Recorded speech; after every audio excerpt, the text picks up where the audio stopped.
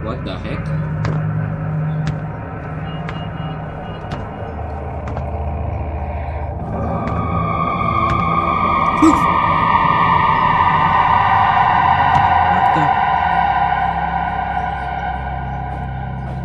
Ay, ito yung naka-encounter natin dun sa wrong floor.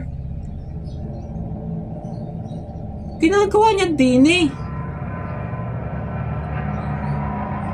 Wait.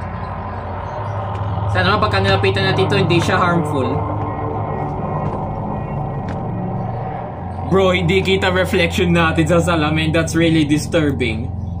Ay, naalala ko bigla pa. May nakita tayong reflection natin dun sa pinakasalamin natin. Dun sa kwarto ko sa may manika. Yung ating character doon ay merong chop-chop sa head. Oh my goodness.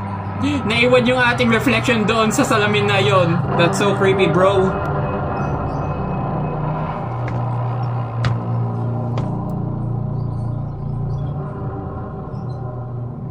Lighter. Ay, ito yung kailangan natin. Oh my goodness. Bro, can we have that? Just for a second? B for the lighter. Okay. Huh?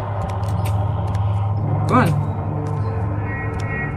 Okay, that's creepy. Nawala na siya. Wala na din eh. Saan tayo ngayon? Okay, I guess it's time to get out of here.